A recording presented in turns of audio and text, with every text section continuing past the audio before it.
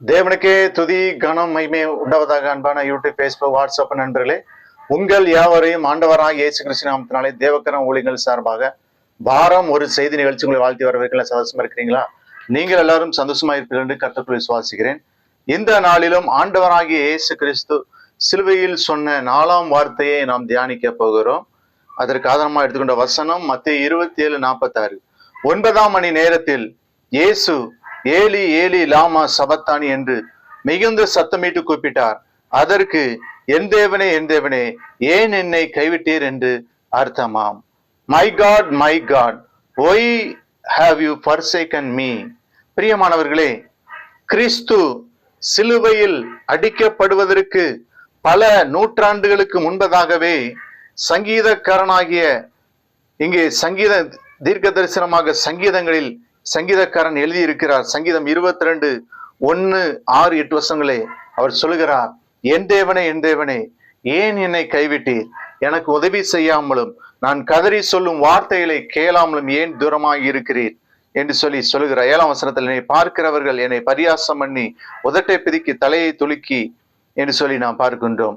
பிரியமானவர்களே, இயேசு சிலுவையில் சொன்ன வார்த்தைகள், அவர் பட்ட பாடுகள் எல்லாம் முன்பதாகவே தேவ ஆவியானவரால் வேத புஸ்தகத்தில் எழுதி வைக்கப்பட்டுள்ளது. பிரியமானவர்கள், அதான் மத்தேயு 5:17 பார்க்கிறோம். நியாயப்பிரமாணத்தை ஆனாலும் தீர்க்க தரிசனங்களை ஆனாலும் அழிக்கிறதற்கு வந்தேன் என்று எண்ணிக்கொள்ளாதேயுங்கள், அழிக்கிறதற்கு அல்ல நிறைவேற்றுவதற்கே வந்தேன் என்று சொல்லி வேதத்திலே பார்க்கிறோம். மத்தேயு 24:35, வானமும் பூமியும் ஒளிந்து போகும், என் வார்த்தைகளோ ஒளிந்து போவதில்லை. முதலாவது பார்க்கின்ற பொழுது இங்கே இயேசு சத்தமிட்டு பிதாவினிடத்திலே வேண்டிக் கொள்கிறார். சத்தமிட்டு கூப்பிட்டார், சத்தமிட்டு பிதாவினிடத்தில் வேண்டிக் கொள்கிறார். மத்தேயு 27:46, ஏலி ஏலி லாமா சபத்தானி என்று மிகுந்த சத்தமிட்டு கூப்பிட்டார் என்று சொல்லி பார்க்கிறோம். அதற்கு என் தேவனே ஏன் என்னை கைவிட்டேன் என்று அர்த்தமாம். அதாவது இயேசு 53:12 அவர் தம்முடைய ஆத்மாவை மரணத்திலுற்றி அக்கிரமக்காரில் ஒருவராக எண்ணப்பட்டு அநேகருடைய பாவத்தை தாமே சுமந்து அக்கிரமக்காரருக்காக வேண்டிக் கொண்டது நிமித்தம் அங்கே அநேகரை அவருக்கு பங்காக கொடுப்பேன், பலவான்களை அவர் தமக்கு கொள்ளையா பகிட்டுக் கொள்வார் என்று சொல்லி பார்க்கிறோம். அக்கிரமக்காரருக்காக வேண்டிக் கொண்டது நிமித்தம் சத்தமிட்டு நமக்காக பிதாவினிடத்திலே வேண்டிக் கொள்கிறார். சத்தமிட்டு கூப்பிட்டார் என்று சொல்லி நாம் பார்க்கின்றோம். பிரியமானவர்களே, இரண்டாவதாக இயேசு தனக்கு ஏற்பட்ட பாடுகளுக்காக கதறுகிறார். என் தேவனே ஏன் என்னை கைவிட்டீர்? மத்தேயு 8:17 அவர் தாமே நம்முடைய பலவீனங்களை ஏற்றுக்கொண்டு நம்முடைய நோய்களை சுமந்தார் என்று ஏசாயா தீர்க்க தரிசனால் உரைக்கப்பட்டது நிறைவேறும்படி நடந்தது. ஏசாயா 53:3 அவர் அசட்டை பண்ணப்பட்டவரும் மனுஷரால் புறக்கணிக்கப்பட்டவரும் துக்கம் நிறைந்தவரும் பாடு அனுபவித்தவருமாய் இருந்தார் என்று சொல்லி நாம் பார்க்கிறோம். நம்முடைய துக்கங்களை அவர் நம்முடைய பாடுகளை ஏற்றுக்கொண்டு நம்முடைய துக்கங்களை சுமந்தார் என்று சொல்லி பார்க்கிறோம். ஒரு சமயம் ஒரு ஊரில் ஒரு பரிதாபமான ஒரு சம்பவம் நடைபெற்றது. அதாவது ஒரு வீட்டிலே ஏராளமான பொருட்கள் திருட்டு போய்விட்டது. போலீஸ்காரங்க வந்தாங்க. அந்த ஊர்ல நிரபராதி ஒருவரை பிடித்து கொண்டு போய்விட்டார்கள். அவரை அடித்து சிறையில் போட்டு விட்டார்கள். அவர் எவ்வளவோ சொன்னார், நான் ஒரு நிரபராதி, எனக்கும் அந்த கொள்ளைக்கும் சம்மந்தம் கிடையாது, எனக்கு அந்த திருட்டுக்கும் சம்மந்தம் கிடையாது, எவ்வளவோ சொன்னார், கேட்கல. அவரை கொண்டு சிறையிலே போட்டு விட்டார்கள். பிரியமானவர்களே, நாட்கள் கடந்தன. உண்மை குற்றவாளி சிக்கி கொண்டான். எனவே அந்த அதிகாரிகள் அந்த நிரபராதியிட்ட மன்னிப்பு கேட்டு, தயவுசெய்து மன்னிச்சிருங்க, உங்களை விடுதலை செய்யணும்னு சொல்லி விடுதலை செய்து அவரை வீட்டிற்கு அனுப்பிவிட்டார்கள். ஆனால் அவருடைய உள்ளத்திலே ஒரே வேதனை. நான் களவு செய்யவில்லை என்று இப்பொழுது நிரூபிக்கப்பட்டாலும் எல்லாரும் சிறைக்குள் போய் வந்தவன் என்றுதானே எல்லாரும் சொல்வார்கள். ஊர்ல எல்லாரும் என்ன சிறைச்சாலை போயிட்டு வந்திருக்குதான்னு சொல்ல என்று எண்ணி அவமானத்தை தாங்க முடியாமல் தற்கொலை செய்து மரித்து போய்விட்டார். அன்பானவர்களே, இயேசு கிறிஸ்துவின் உள்ளமும் அப்படித்தான் துடித்திருக்கும். பாவமறியாத அவர் உலகிலுள்ள மக்களின் பாவங்களை சிலுவையில் சுமந்ததை நினைத்து கலங்கி இருக்கக்கூடும். ஆகவே தான் என் தேவனே ஏன் என்னை கைவிட்டு மனம் கசந்து புலம்பி அழுதார் என்று சொல்லி நாம் பார்க்கிறோம். மத்தேயு 26:28 இது பாவம் மன்னிப்பு உண்டாகும்படி அநேகருக்காக சிந்தப்படுகிற புது உடன்படிக்கை கூடிய என்னுடைய இரத்தமாய் இருக்கிறது என்று சொல்லி நாம் பார்க்கிறோம். மூன்றாவதாக இயேசு பிதாவினிடத்திலே ஏன் என்ற கேள்வியை கேட்கிறார். ஏன் தேவனே ஏன் என்னை கைவிட்டி? மனிதனுக்கு தேவனிடத்துல ஏன் என்று கேட்க உரிமை கிடையாது. எரேமியா 18:6 பார்க்கிறோம். இஸ்ரவேல் குடும்பத்தாரே, இந்த குயவன் செய்தது போல நான் உங்களுக்கு செய்யக்கூடாது என்று கர்த்தர் சொல்கிறார்.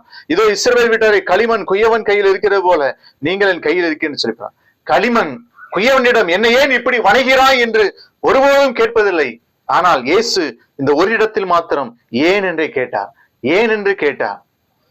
பிரியமானவர்களே, அவர் கைவிடப்பட்டதை நோக்கம் என்ன? ஏன் என்னை கைவிட்டீர் என்று சொல்லி பிதாவிடத்தில் கேட்டதை நோக்கம், கைவிடப்பட்ட நிலையில் இருக்கிறவர்களுக்கு அந்த அனுபவம் அவருக்கு தெரிய வேண்டும் என்பதற்காகத்தான் அந்த நிலைக்குள்ளாக போனார். இன்னைக்கு அநேகர் கைவிடப்பட்ட சூழ்நிலை, பெற்றோரால் கைவிடப்பட்ட சூழ்நிலை, பெற்றோர் பிள்ளைகளால் கைவிடப்பட்ட சூழ்நிலை, அநேக உறவினர்களால் கைவிடப்பட்ட சூழ்நிலை, சொந்தக்காரங்களால் கணவனால் கைவிடப்பட்ட சூழ்நிலை, மனைவியால் கைவிடப்பட்டு, இப்படி அநேகர் இருக்கிறார்கள் கைவிடப்பட்ட சூழ்நிலை. ஆனால் கர்த்தர் நம்மை ஒரு நாளும் கைவிட மாட்டார். அல்லேலூயா, அல்லேலூயா. பிரியமானவர், அநேகருக்கு கேள்விகள் இருக்கலாம். இயேசுவிடத்தில் அநேகர் கேள்வி கேட்டாங்க. செவ்வாய்க்கிழமை, பரிசுத்த வாரத்துல செவ்வாய்க்கிழமை கேள்வி நாளில் சிந்தித்திருப்போம். மத்தேயு 21, 23 முதல் 27 பிரதான ஆசாரியரும் ஜனத்தின் மூப்பரும் ஆண்டவரிடத்துல கேள்விகள் கேட்டனர். மத்தேயு 26, 15, 14, 17 வசனங்களை பார்க்கும்போது பரிசேயர் அரசியல் சார்ந்த கேள்விகளை கேட்கின்றனர். மத்தேயு 22, 23, 33 சதுசேயர் ஆன்மீகம் சேர்ந்த கேள்விகளை கேட்கின்றனர். மத்தேயு 22, 39, 40 நியாயசாஸ்திரி நியாயப்பிரமாணத்தின் கேள்விகளை கேட்கிறார்கள். இந்த 4 கேள்விகளும் ஆண்டவரை குற்றப்படுத்த, ஆண்டவரை வெட்கப்படுத்த, ஆண்டவரை கொலை செய்ய, எல்லா கேள்விகளுக்கும் ஆண்டவர் நிதானமாய் பதிவு செய்ய. நம்முடைய வாழ்க்கையிலும் ஏன் என்ற கேள்வி, ஐயோ ஏன் எனக்கு மட்டும் இப்படி நடக்கிறது, ஏன் எனக்கு மட்டும் இந்த கஷ்டம், ஏன் எனக்கு மட்டும் இந்த தோல்வி, ஒரு கொஸ்டின் மார்க்கோடு உங்களுடைய வாழ்க்கை இருக்கலாம். பிரியமானவர்களே, நிச்சயமாக ஆண்டவர் நம்மை ஒரு நாளும் கைவிட மாட்டார். பிரியமானவர்களே, அது அடுத்தபடியாக காரிருள் காட்டும் தேவ பிரசனம். மத்தேயு 27:45 6 மணி நேரம் முதல் 9 மணி நேரம் வரைக்கும் பூமி எங்கும் அந்தகாரம் உண்டாயிற்று. என் தேவனே ஏன் என்னை கைவிட்டு என்று இயேசு இந்த வார்த்தைகளை சொல்லும் முன்பதாக காரிருள் உண்டாயிற்று என்று சொல்லி பார்க்கிறோம். எந்த நட்சத்திரம் எங்கு எப்படி ஓட வேண்டும் என்றும், சூரியன் எப்படி ஓட வேண்டும் என்றும், சந்திரன் எப்படி ஓட வேண்டும் என்றும் அவைகளுக்கு ஒரு பாதையை ஏற்படுத்தி அவைகள் ஓடுகின்றதா என்று அவைகளை கண்காணிக்க தம் வார்த்தையை அவர் வைத்திருக்கிறார் என்று வேதம் சொல்கிறது. சங்கீதம் 147:4 அவர் நட்சத்திரங்களின் இலக்கத்தை அவைகளுக்கெல்லாம் பேரிட்டளிக்கிறவர். அப்படிப்பட்ட வல்லமையுள்ள தேவன் சிலுவையில் தொங்குகிறார். அவர் மரிக்கும் நேரத்தை பார்க்க தெரியாமல் சூரியனும் தம் முகத்தை மூடி இருளடைந்தது என்று சொல்லி பார்க்கிறோம். பிரியமானவர்களே, 45ஆம் வசனம் லூக்கா 23:44-45 அப்பொழுது ஏறக்குறைய ஒரு 6 மணி நேரம் 9 மணி நேரம் பூமி இங்கு அந்தகாரம் உண்டாயிற்று, சூரியன் இருளடைந்தது, தேவாலயத்தின் திரைச்சல் நடுவில் 2 இருந்தது என்று சொல்லி பார்க்கிறோம். இயேசு நமக்காக சாபமானார், நமக்காக பாவமானார், இயேசு நமக்காக கைவிடப்பட்ட நிலைக்குள்ளானார், நமக்காக பிதாவின் கோபக்கரை சந்தித்தார், இயேசு நமக்காக ரத்தம் சிந்தினார், நமக்காக சிலுவையில் எல்லாவற்றையும் செய்து முடித்தார். நீ நாம் ஒருபோதும் கைவிட ஜெபிப்போமா? அன்பின் ஆண்டவரே, வசனத்தை கேட்ட பிள்ளைகள் ஆசீர்வதியும். இயேசு நாமத்தில் ஜெபிக்கிறோம். நடப்பேன். தேங்க்யூ.